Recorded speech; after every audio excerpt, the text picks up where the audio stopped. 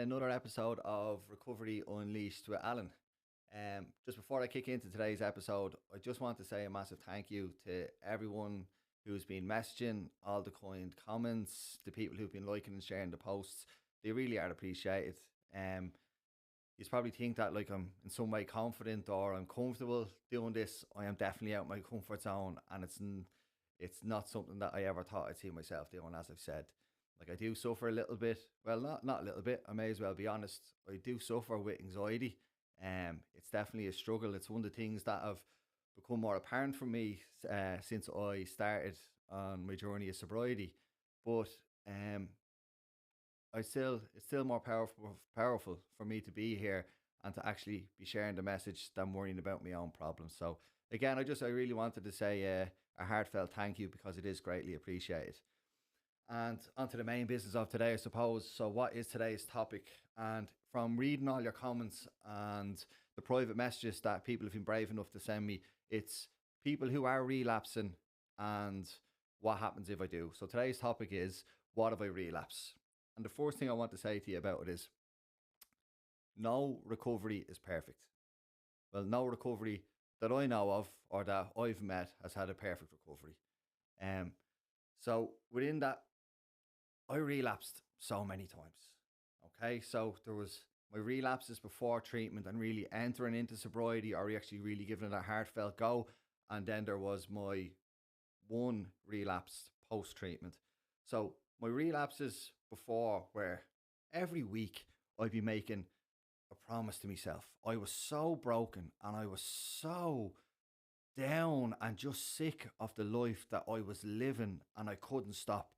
And I'd say to my partner, and it's no joke, I'd be making deals with God in my head. Please just let me go this one week without drinking and sniffing and upending my life. So every week this would happen. Monday, Tuesday, I might get it. I might make it to Monday, Tuesday, Wednesday. And even if I did make it that far, the important thing that I should say is I may as well have been using, because I was like an antichrist. Because that whole time that I was basically just thinking about using, even though I wasn't physically picking up a drink or whatever it may be. I may as well have been, because my brain was manic. It was all it wanted to do. I was just fighting this constant battle. And the thing about it is, I was living off my own willpower. And willpower will only take you so far. No matter how much willpower you have, it will only last so long and it will break.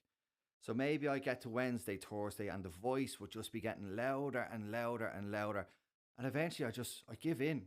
I just couldn't do it anymore. And I may as well. And I'm sure my partner would have said to me a few times as well. And she did say to me, when we talked about it since, was that like, some days I just wish you go out and use, because you were just a lunatic. You were just cranky, narky. And again, I don't like saying it, but that's Alan in addiction.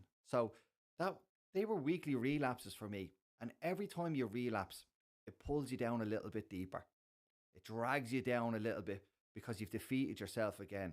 Because I promised myself, like what I used to do. And again, I'm going to share the horrible stories about me that I don't like people to know, but I need you to know them, because this is the reality of what addiction is.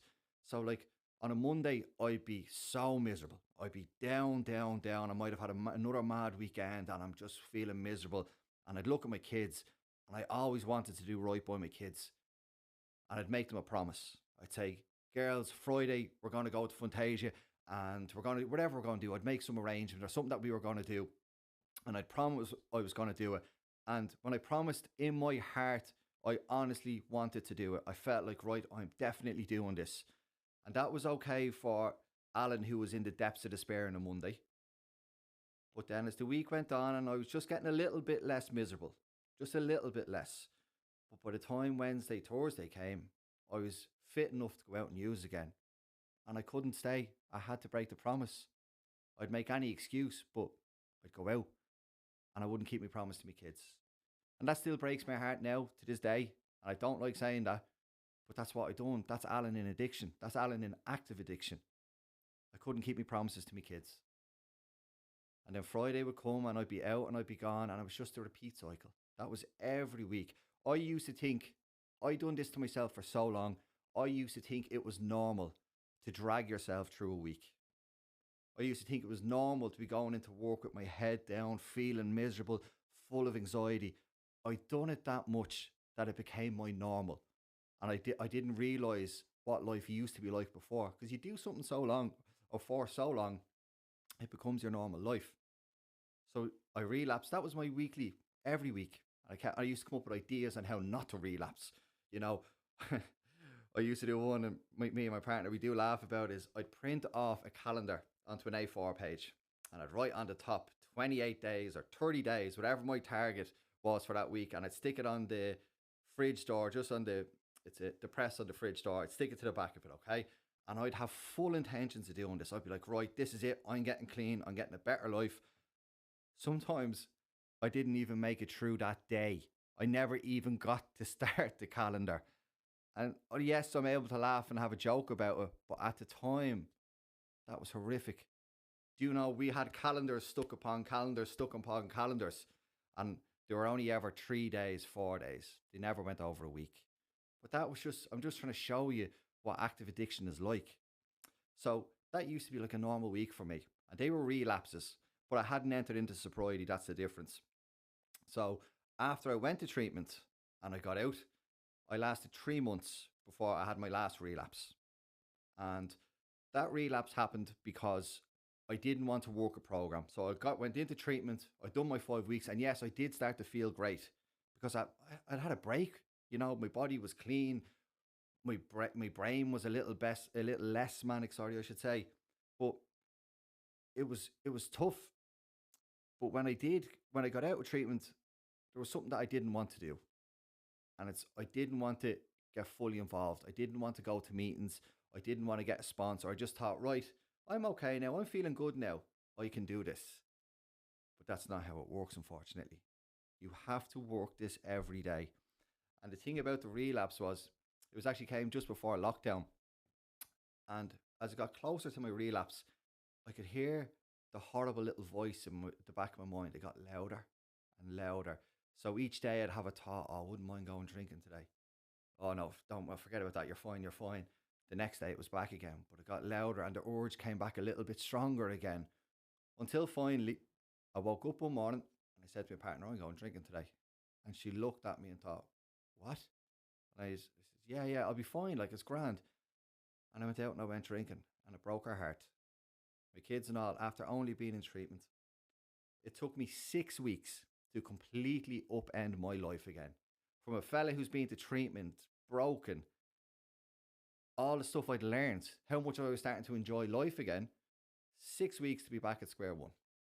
That's how quickly it took. That's how quickly addiction's waiting for you, and it will pull you straight back down to the places that you never want to be again. So that was a relapse pre and post. So thankfully, as you can see, there's only been one relapse. And what I'll say about relapse is that relapse was the most powerful thing that ever happened to me. So when people are worrying about relapses now, I don't suggest you just go out and relapse. You're going to have the most amazing experience. But that relapse for me was powerful because it finally humbled me. Finally, I actually went, okay, I know what it's like to be sober for a little bit of time, but now I want to keep it. And by keeping it, I swallowed my pride and I start going to meetings. And like you heard in the other video, I said I was nervous, I was anxiety, but I'd finally succumb. I'd finally accepted I can't do this of my own free will. My willpower means nothing. It doesn't work. It cannot beat addiction.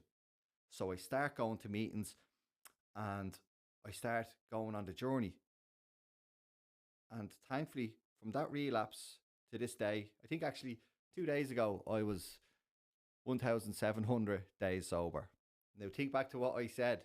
I was a fella who used to stick calendars on the back of the fridge and wouldn't make it past 4 days. I am now sober. Well, actually, today is 1,702 days sober. You know, and I'm even pausing a little bit for myself just to actually say, wow, from a fella who couldn't go a week without drinking or using cocaine, I'm 1,700 days sober. Is it because of me or any special abilities or gifts I have? Absolutely fucking no. It's because I got humble and I admitted I admitted to myself with complete rigorous honesty that I could not do it my own way. I had to do it the way that people were showing me. And an important thing about relapse, this is, yeah, very, very important thing, and how people treat relapses. With relapse, we all take for granted that we'll come back from it. We just lack of gratitude, but we think that we can go out and relapse. We are guaranteed another shot at sobriety. You are not guaranteed that you will come back from a relapse. The relapse that could be waiting for you could be the one that takes your life. And I know that's a scary thing to say, but that's the reality of what addiction is. And you need to be aware of that. And if you're getting a chance to come back from relapse, treat it as you're a very, very lucky person. Because there's some people out there who've never got a chance at recovery, never got the opportunity to actually go into a meeting and try and have a better lives for themselves. From when their addiction started till the day that they aren't here, they lived a total life of addiction. They never got that opportunity that you have today. That opportunity you have to actually go out and fix your life and have a happy life and do all the things you want to do, no matter what they are, traveling, have a family, play football, whatever it is, you've got that opportunity today. But don't ever take for granted, and from my own experience as well, because I have lost friends along the way from this disease. And that's what it is, it's a disease. But I've lost friends from this who are no longer here with me because of addiction. Amazing people, lovely people, but they're no longer here. And why? Because of relapse. They didn't want to do the suggested things. And that's how scary it is. They just weren't willing, or they just couldn't fully commit, and they kept getting dragged back. And you can only get dragged back so many times before finally on one time you won't come back. And I hope that really resonates with you, because it is a very, very powerful thing. And I suppose with relapse, the one thing that I want to make everyone aware of, so you know, if you're an addict, you can feel and you can hear a relapse coming for you. What does that mean? So when you haven't been working your program and you're starting to get sicker, that's what I call it, you're starting to get sicker again. Things you can look out for and things to be aware of. Straight away, you become this happy with everything. You're not happy with your lot in life. You're not happy how things are working out for you. You have no gratitude. You start going back to old behaviors, on your phone all day, or on your phone all the time. You're sitting up binge watching series and TV shows till 5 o'clock in the morning. You're not getting up and going for a walk and going to the gym. And then most importantly, the voice. And never, never disregard that voice, because that's your addiction talking to you, and it's telling you that it is coming for you. And you can choose to hear it, or you can choose to bury it. But be aware, that voice could be getting ready to bury you. So be very careful when that voice is talking. When it starts putting these little thoughts in your head, like I said about my relapse. Oh, I want to go drinking. Oh, it'd be nice. Oh, it's a sunny day. This is how sneaky and conniving addiction is. It gets you on the things that you want as well. Oh, it's a lovely sunny day. I even still feel that now saying it.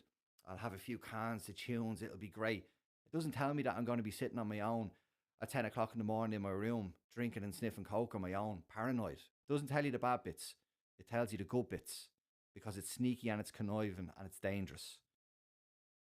So once again, I am going to say that again. You can hear a relapse coming if you listen.